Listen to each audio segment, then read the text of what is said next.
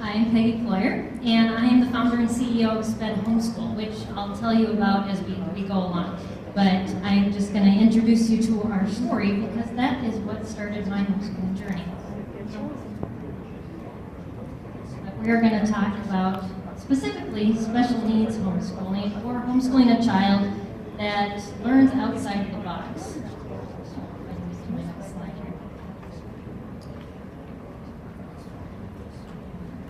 Okay, a little bit about the story. This is my family.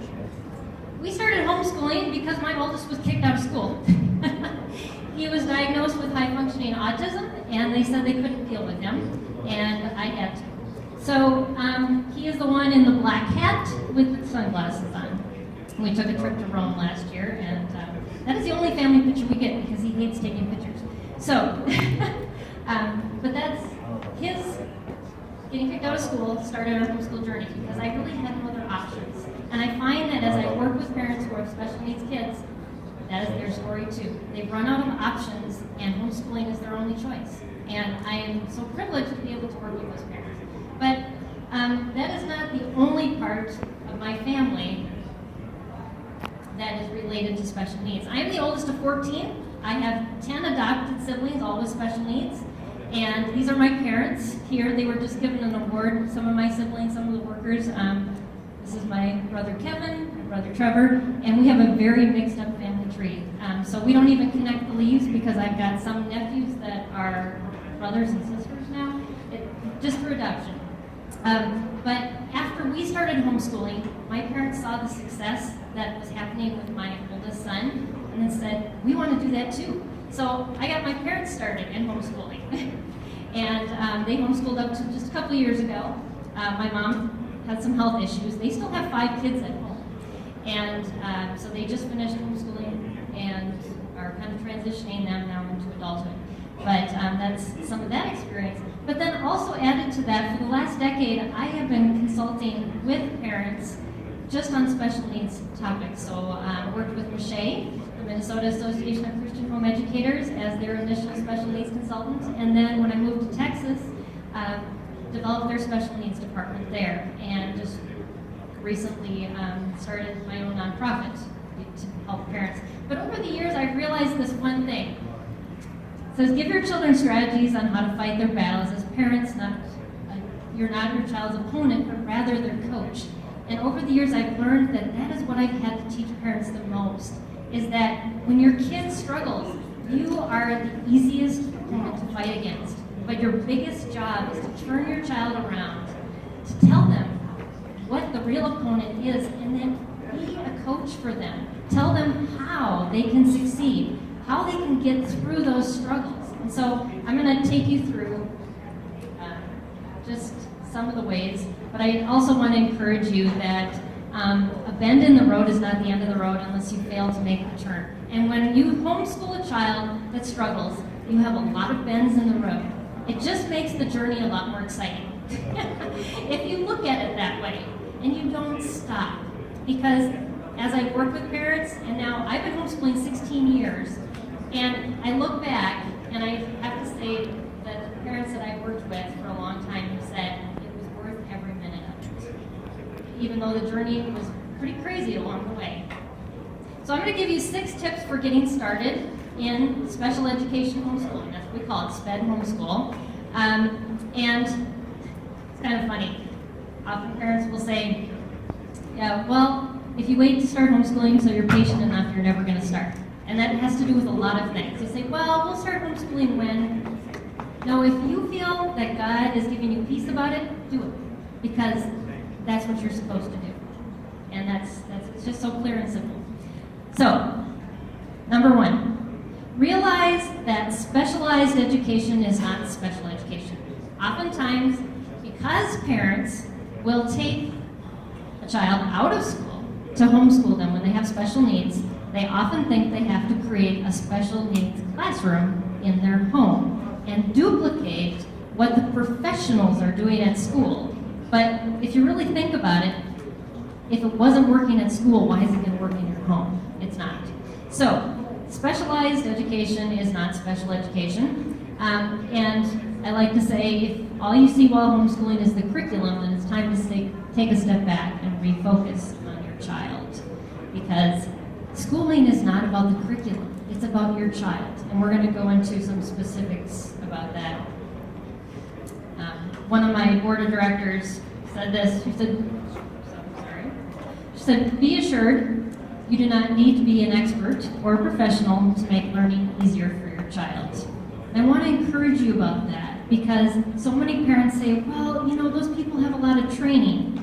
Well, yes, but they do trial and error on every child they teach, just like you do. And you are the parent of your child. You're with them all the time. You know them better than their teacher does. So your trial and error is going to happen a lot faster than theirs at school when they're only with them a couple hours. So just know that you have the ability to learn just as much as your child does. And you need to become a student of your child. That's my number 2 advice. And also a student of yourself, because you need to learn how you teach best.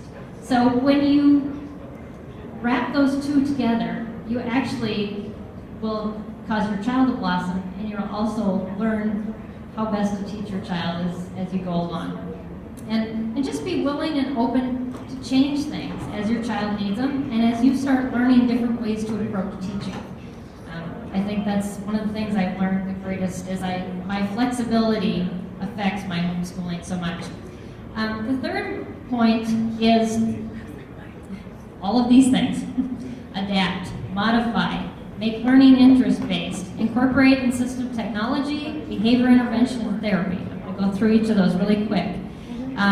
No curriculum was made for a special needs child. Yes, there are some that are made to be a little more flexible. And so they work better maybe with kids with dyslexia. And so the curriculum provider will tell you that this works well with children of this. Well, it wasn't designed specifically for your child. You're still going to have to modify, accommodate, and change that curriculum to meet the specific needs of your child. So when we talk about adapting, we talk about giving a student a different path, using the curriculum the way it was made, but maybe reading the text to them because they can't read it themselves, or doing the handwriting to write out the answers because they can't do that themselves. If they can mentally process it, but they can't get it down into handwriting, assist them in that way with adapting. Another way is to modify, and that modifying actually means changing the curriculum. So you can go in and say, well, we're only going to do this part of this lesson, and this child only needs to get this percentage right. This is what special needs teachers do all the time. And so you can modify that based on how well your child can comprehend that curriculum. Also make it interest-based. I know, when you're interested in what somebody's talking about, you perk up. All of a sudden, you have energy to do that. Well, so do your children. And so if you make their learning, if they're struggling with reading, then make their reading about something they enjoy, because it's actually going to cause their brain to be able to process that information faster and easier. Assistive technology. We have so many ways to use assistive technology now. We have reading devices, we have audiobooks, we have calculators, magnification devices if you have a child that has visual impairment. The list goes on and on of ways you can take a normal curriculum and take those assistive technologies and use them with that. But again, you got to be creative, you got to study your child. And the last is therapy, and more parents are choosing to either work with a personal therapist and to set goals with that therapist and work on then those goals at home in their homeschool, or to do the therapy themselves. And on our website, we've got some really good resources that can teach you how to do occupational therapy, physical therapy, speech therapy on your own. So my next point is don't rush. One of my team members said this: it's critical that kids learn the way that is best for them. If a curriculum or the pace you set at the start of the year isn't working, it's okay to change. It's beneficial and important to the success of your student. When you rush a child, you cause gaps in their learning. They're just not going to catch everything. And later on, you're going to realize those gaps exist, but you're not going to know where they are or what you actually missed, because you're just going to see that your child isn't grasping the next concept or the next concept after that. child will actually start to shut down their learning, and that can even lead to depression. I've got a whole series on our website just on childhood depression. We have so many children, whether they're homeschooled or not, that have special needs that deal with depression. And it's something we can avoid by just slowing down to their pace. And also causing self-injurious behavior. That's something I've talked to parents too about. In the long run, you are actually going to go faster if you slow down, because your child's going to grasp it, and you're going to be able to grasp the next one and the next concept. The next one is focus on the potential each day and leave the long-term outcomes to God. I can't tell you how much I doubted and stressed over, this is not going to work, this is not going to happen. But daily just resolve that those lessons that are in front of you are the lessons that are to be taught, and sometimes they're the divine interruptions that take up your entire day, and that was the lesson that was supposed to be taught that day, and you have to rest in that.